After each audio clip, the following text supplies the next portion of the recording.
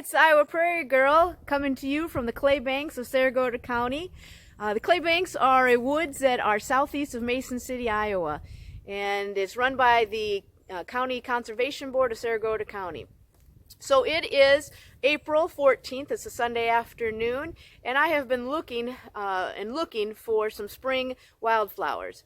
Now, I've been pretty jealous of the people that are hunting wildflowers just in southern Iowa because they've been posting pictures of their flowers, but I do have to be thankful that I don't live north of here, because just an hour north of here they had a snowstorm this week. So been a little impatient, waiting for some flowers to bloom, and today I did find some bloodroot, so that is great. I'm ready to show you some bloodroot, but before I do, I just want to tell you a little bit about the Clay Banks. So I did mention that we're in Sarasota County. The Clay Banks is not a real kid-friendly or a handicap-accessible woods. As you can see behind me, it's just a woods, and it's very popular with turkey hunters and deer hunters. It is turkey season. I did wear some color today so that hopefully I would be seen. Also did not pull in here when there was another truck in here because I didn't want to be here if there was someone hunting.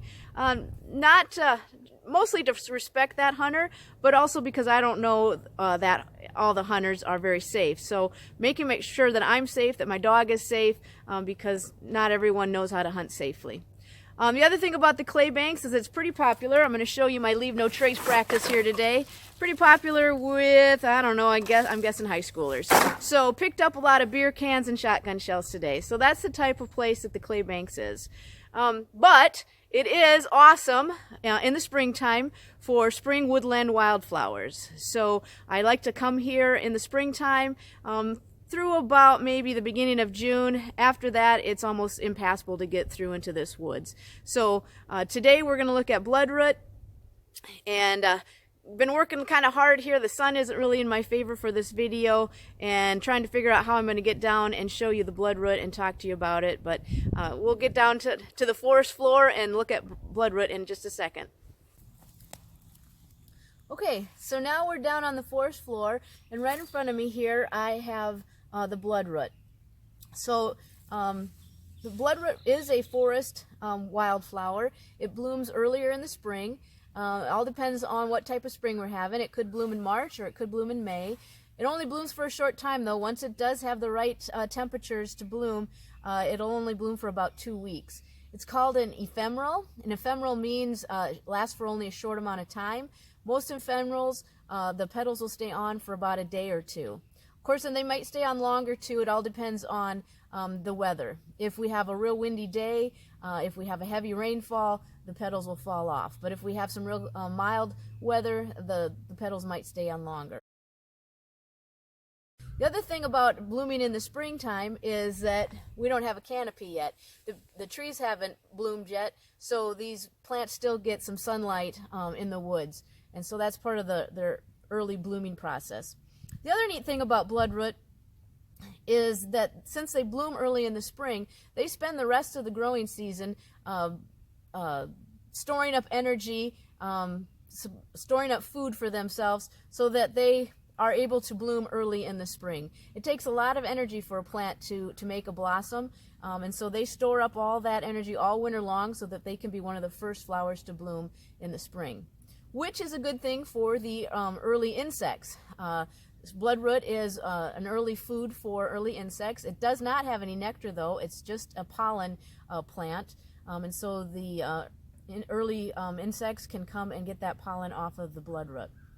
Cool thing about their repollinization, or their regrowing, their spreading of their seeds, they have really tiny seeds, and the ants carry their seeds around and carry those seeds around so that they get spread throughout the forest. Bloodroot, why is it called bloodroot? Well, it actually has a root that is about 1 inch diameter, and it is a salmon colored root, and once that root is snapped or broken or cut, it oozes a bright orange, reddish colored sap. It's actually a poppy, and most poppies are known to be sappy roots, and so it's called bloodroot because the sap that comes out of the red colored root looks like blood. Interesting, that juice will also coagulate or make clots to protect the area of the plant that's been cut. So that's pretty similar to blood as well. Native Indians used the bloodroot for making dyeing their clothes red. It was also used for war paint. It has a very bitter taste, but they found that it could be used to suppress a cough, and so they would mix it with maple sugar and make kind of like a throat lozenge and use it for a cough drop. Early pioneers, or actually scientists, at the turn of the century, the 18th century, used it for topical for treatment for skin cancer. So interesting that the bloodroot has been used for several different things medicinally. The really cool thing that I think about found about bloodroot is that the leaf and the flower stalk come up out of the ground at the same time. And the leaf encloses the flower stalk, it protects it. And they both come up, and the stalk stays inside this enclosed leaf. And then when the flower is ready to bloom, it kind of opens up a little bit, and the stalk comes up out of it, and then the flower blooms. And the leaf still stays partially closed and protects that flower while it's blooming. Once the flower is done blooming, then the leaf opens up all the way. So that's pretty cool. I think that's really neat how nature has designed that way to protect itself.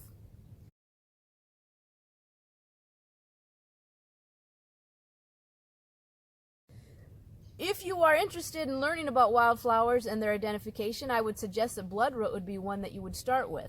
It has a very distinct leaf. Once it's opened up, it has real indented lobes, about 5 to 9 lobes, kind of wavy leaf, and so that would be a neat plant to first learn because the leaf is so distinct. The flower petal has between 8 to 12 snowy white petals. You know, you don't want to hear the word snowy when we just got rid of the snow, but it is fun to finally find a white flower. So it has 8 to 12 petals. They alternate between large and smaller petals. And then it has a very bright yellow middle disc inside of it. So that is the bloodroot. I don't know if I know anything else that I can tell you, but just encourage you to get out there and explore those wild areas. Be careful where you're at. Like I mentioned, I'm at the clay banks. May not be the safest place to be, but please get out and explore those wild areas wherever you're at. Make sure you press the subscribe button, make sure you press that like button, and help my Facebook page bloom. This is the Iowa Prairie Girl. See you next time.